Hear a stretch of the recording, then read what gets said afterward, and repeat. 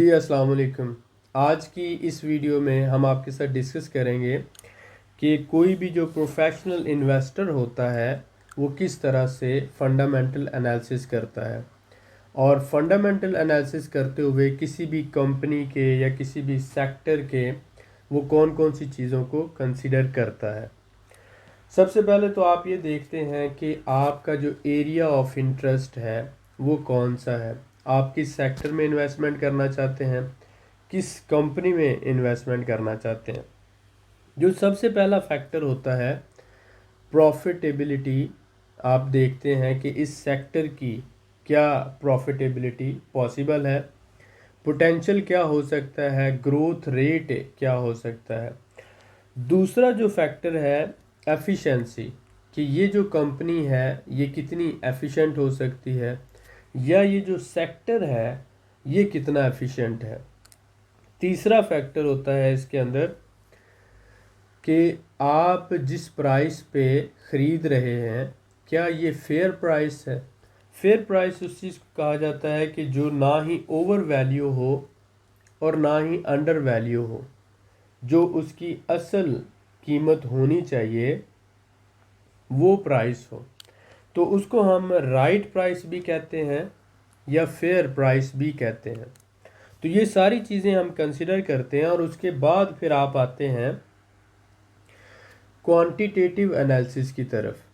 आप ये मेजरमेंट करते हैं कि ग्रोथ रेट क्या है, कितने परसेंट है पिछले साल में, पिछले 5 साल में या पिछले 10 साल के अंदर। क्वांटिटेटिव यानी कि क्वांटिटी से या मिकदार से रिलेटेड जो एनालिसिस है। इसके बाद आप दूसरा जो देखते हैं क्वालिटेटिव एनालिसिस। तो दूसरा इसमें जो आ जाता है क्वालिटेटिव एनालिसिस होते हैं। इसके बाद माइक्रो इकोनॉमिक फैक्टर्स आ जाते हैं और मैक्रो इकोनॉमिक फैक्टर्स आ जाते हैं। तो आप ये जो 4 डिफरेंट टाइप्स हैं इनको आप देखते हैं, quantitative analysis, qualitative analysis, macro economic और माइक्रो इकोनॉमिक।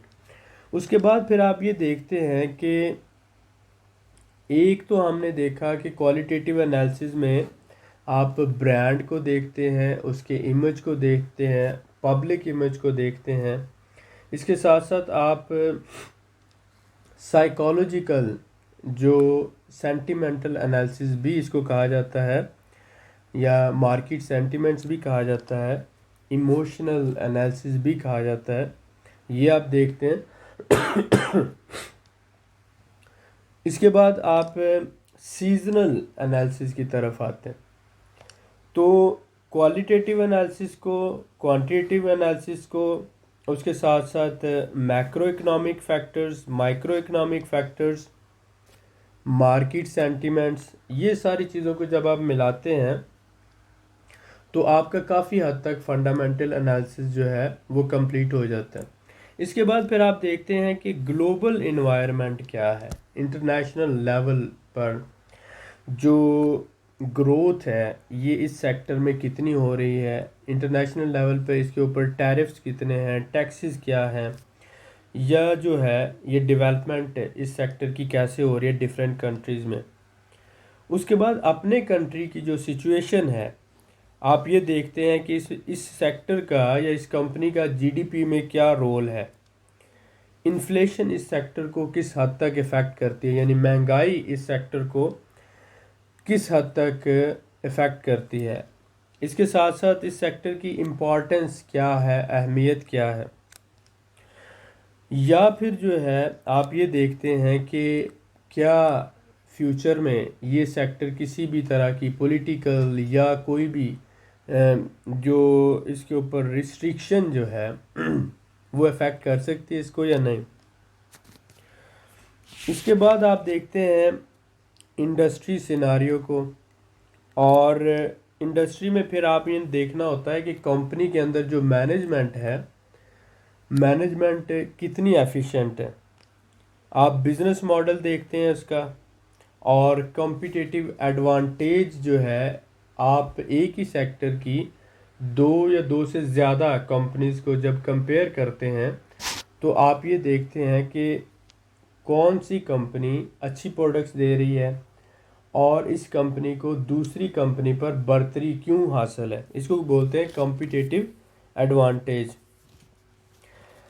मैनेजमेंट और ऑर्गेनाइजेशन इस कंपनी की किस तरह की है, और इसके साथ साथ सस्टेनेबिलिटी कैसी है इसकी, और इसकी जो ब्रांड वैल्यू है ये क्या है। तो ये सारी चीज़ें आपने देखनी। जो सबसे अहम है बिजनेस मॉडल है, कॉम्पिटिटिव एडवांटेज है, मैनेजमेंट है, ऑर्गेनाइजेशन है, सस्टेनेबिलिटी है और ब्रांड वैल्यू है।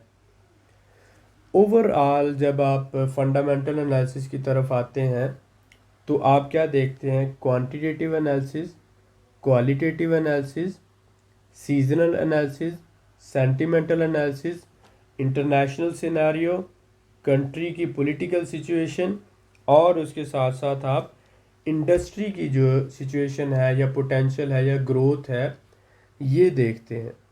और इसके बाद फिर आप ये देखते हैं कि जो भी आप कंपनी ख़रीदने जा रहे हैं क्या ये फेयर मार्केट प्राइस पर आपको अवेलेबल है। अगर फेयर मार्केट प्राइस पर अवेलेबल नहीं है तो आप राइट टाइम का इंतज़ार करते हैं। उम्मीद है कि ये वीडियो आपको पसंद आई होगी। जिस तरह से मैं एक्सप्लेनेशन करना चाहता था आपके लिए शायद नहीं कर सका, क्योंकि मुझे थोड़ा सा गले का इन्फेक्शन है। दुआ कीजिएगा। इंशाल्लाह मिलते हैं नेक्स्ट वीडियो में। बहुत शुक्रिया।